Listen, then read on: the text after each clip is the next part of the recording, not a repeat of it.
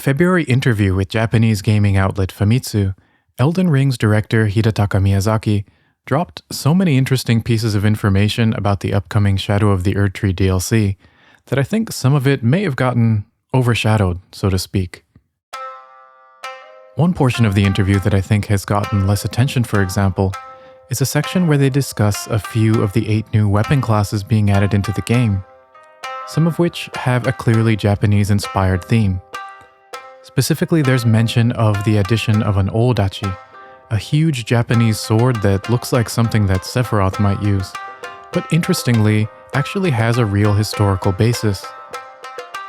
Take for example this depiction of a samurai named Magara Naotaka, a retainer of the Asakura clan, who was said to wield an odachi that measured 288 centimeters from handle to blade.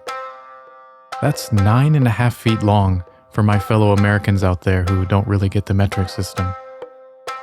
And you guys can tell me in the comments if this is a reach, but I'm hopeful that more Japanese-styled weapons means that we'll get to learn a little bit more about a place that has long intrigued me, but that we never really get to see in Elden Ring.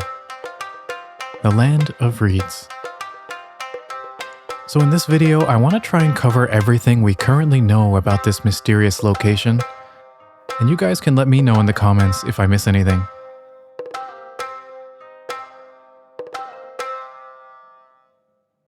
Being a Japanese company, it's probably not really surprising that FromSoft incorporate elements of Japanese culture into many of their games. Sekiro is of course the most obvious example of this, being set in a fantasy version of Japan during the Sengoku Jidai. But this was the case even in the Souls series to a lesser degree. However, as a developer, how do you go about incorporating traditional Japanese elements into game series that are set so firmly in a more Western sword and sorcery aesthetic? Doesn't really make much sense to have Japanese things in a world with no Japan in it. Well, in Dark Souls, this was accomplished by alluding to a place called the Eastern Land. Basically, anything that looks like it has a Japanese influence is described as coming from this unseen Eastern locale. The Iaito, Murakumo, and Uchigatana are all examples of weapons forged in this Eastern land. The description of the longtime fan favorite Uchigatana reads, "Katana forged in an Eastern land. Known for its brisk slashing motions, the Uchigatana cuts beautifully and causes bleeding, but its blade is easily nicked." Elden Ring also handles Japanese-esque weapons and items in a similar way. But the cool thing is that we're given quite a bit more information about where these things come from. Rather than a nameless Eastern land, we're told that things like this samurai armor and other Japanese artifacts originate in a place called the Land of Reeds. And we can actually glean a lot more about this place from various item descriptions and other in-game text than we ever could about the Eastern Land of the Souls series. For one thing, in Elden Ring's starting character creator, we're given the option to play as a samurai starting class, a much more explicit reference to Japan than anything we find in the Souls games. And we're also able to select a character template of someone from the Land of Reeds, the aptly named Reedlander. The description reads, "Face from the faraway isolated Land of Reeds, where blood is a familiar sight." And blood is definitely going to be a recurring theme when discussing the Land of Reeds, so let's put a pin in that. It's also worth mentioning here perhaps that the word reeds is something FromSoft has used before when dealing with a Japanese setting. Written with this kanji here that reads Ashi. It's the same kanji used for Sekiro's Ashina clan, who are central to the story of that game. Probably more important to our discussion though, is this location from Japanese mythology, Ashihara no Nakatsukuni, which translates roughly to middle country of reed beds. So one thing you might wonder about if you hear that name is, well, what is it in the middle of? Although they're a bit different from their Western analogues, Japanese mythology has equivalent realms for heaven and hell. Heaven, a godly realm of creation and light, is referred to as Takamagahara. Conversely, hell, a realm of death and darkness, is referred to as Yomi. Ashihara no Nakatsukuni, meanwhile, is said to sit between these two planes, and is sometimes translated as purgatory. Eventually, though, this phrase became a way of referring to Japan itself, a land located between heaven and hell and covered in damp reeds. Now, when you consider the fact that the world we inhabit in Elden Ring is referred to as the lands between, Ashihara no Nakatsukuni seems like a perfect choice. Although it is worth noting that the land of reeds in Elden Ring is called Ashinochi, which drops several of the kanji from Ashihara no Nakatsukuni, probably as a way of being more consistent with the way that the lands between, Hazamanochi, is rendered in kanji. But still, I think the Land of Reeds is definitely more fitting from a thematic standpoint than sticking with the more generic Eastern lands used in the Souls series. Outside of the character creator, we unfortunately never hear the Land of Reeds explicitly mentioned by anyone. However, we do have quite a few item and weapon descriptions that provide us with more information. Probably the most informative is the description of the Land of Reeds set, which describes its namesake as a place locked in a miserable civil war, during which time it has remained alienated from the cultures of its neighbors. Little wonder that the entire nation has succumbed to blood-soaked madness, or so it is said. And so yet again we see blood come up as a theme when describing the Land of Reeds. And it certainly isn't going to be the last time. For instance, the Ash of War seppuku is a forbidden technique used by swordsmen from the Land of Reeds, in which the user plunges a blade into their stomach to stain it with blood, increasing its attack power and improving its ability to inflict blood loss.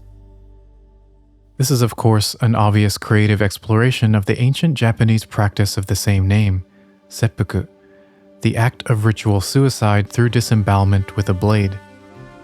Seppuku is also referred to as harakiri, which literally means to cut one's own stomach. In the West, people sometimes call this harikari, which kind of hurts my soul a little bit when I hear it. But I digress. In ancient times, seppuku was used by samurai as a way to die with honor in the event they faced enemy capture. It also served as a kind of capital punishment for samurai who committed an offense that brought dishonor or shame upon themselves or their families. Not so fun fact, according to Wikipedia, the first recorded act of seppuku dates back to 1177 and was committed by a samurai named Minamoto Tametomo after he waged an unsuccessful rebellion. Another example linking the Land of Reeds to bloodshed is the katana Rivers of Blood, the weapon of Okina, swordsman from the Land of Reeds, a cursed weapon that has felled countless men. I feel like Okina is pretty high on the list when it comes to characters with super interesting backstories that we unfortunately never really get to learn more about in greater detail. His name Okina translates to old man or venerable gentleman, and is apparently a nickname that he earned from wearing the Okina mask. We learn from his mask's description that Okina achieved some sort of mental transcendence by sharpening his mind to the point that the absurdities of the world came into stark relief. And so Okina renounced it all and rose to a higher plane. There was only himself, his katana, and its mastery. Before long, Okina became a demon of a swordsman. In addition to his mastery of the Rivers of Blood, which he wields in his right hand, Okina also uses a short blade or wakizashi in his left hand, making him what the Japanese refer to as a nitoryu, or a dual wielder, an unorthodox style that's reserved for truly elite swordsmen. So what did Okina do once he rose to this higher plane of sword mastery? Well, apparently he left the Land of Reeds behind, finding his way to the lands between.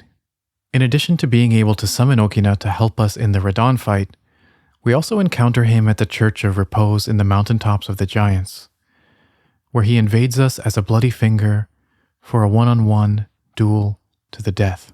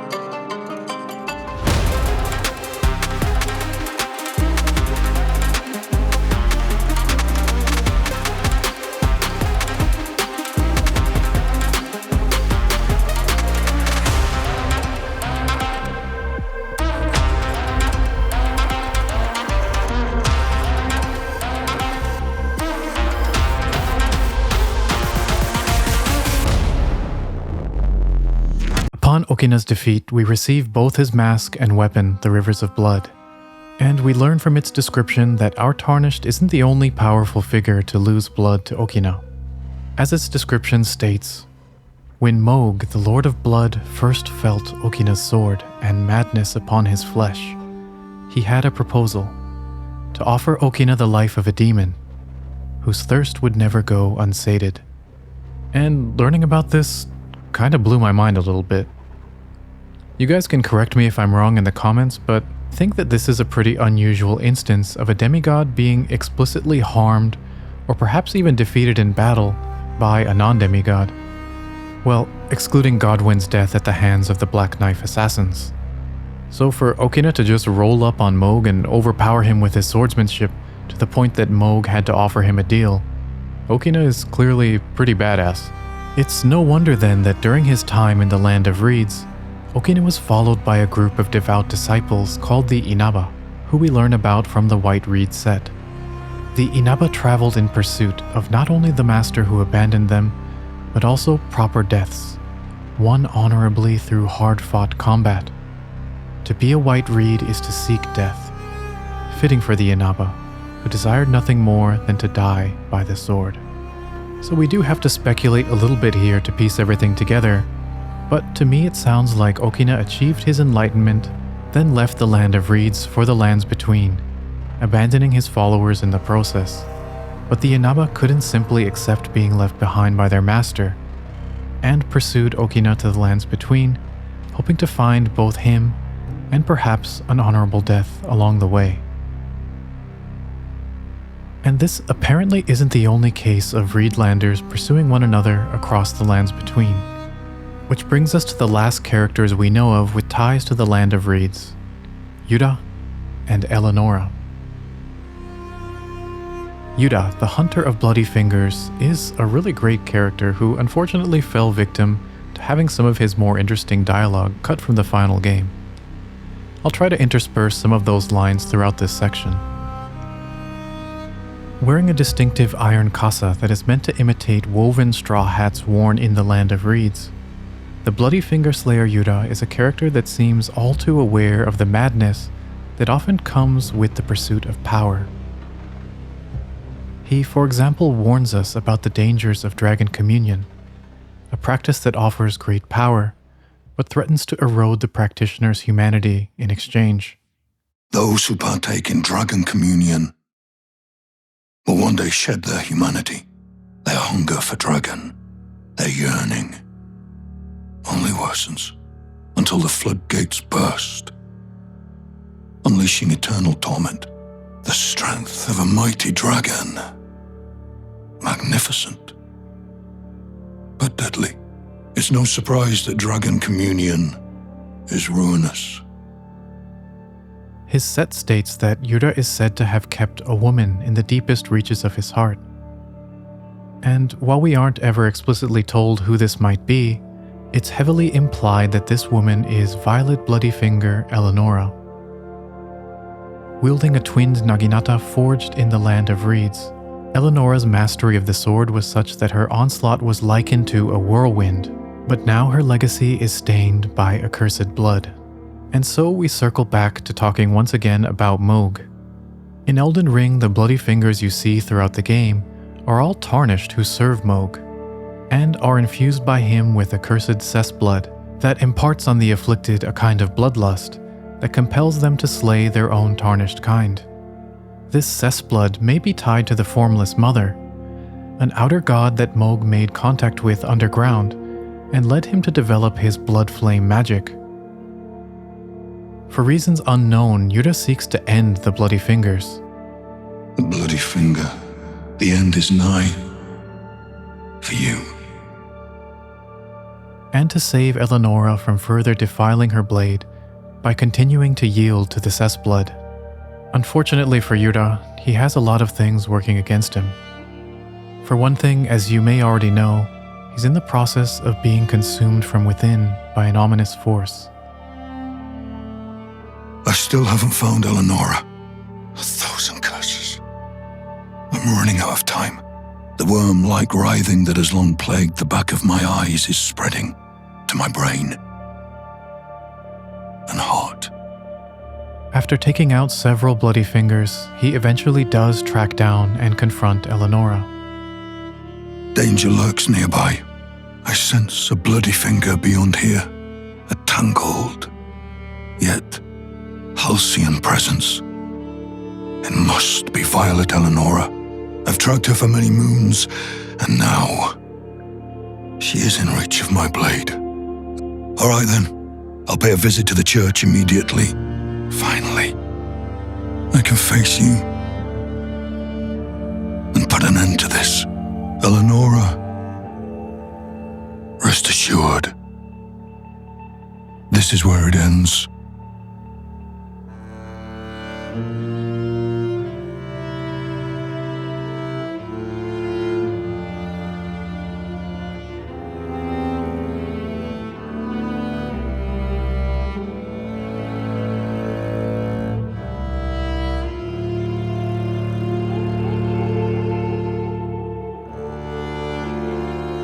But Yura is mortally wounded in this fight and perishes soon after. He uses his last breaths to beg Eleonora not to give in to the temptation of the cessblood. Specifically, he says this bit of dialogue, which I'm actually hoping to get your guys' thoughts on in the comments. Eleonora, seems I am no match for you, but I've learned a thing or two myself. You see, I've sliced the finger off. Please. Please, Eleonora. Yield to the cessblood no longer. Do not stain the immaculacy of your sword. Your flesh. Your fire.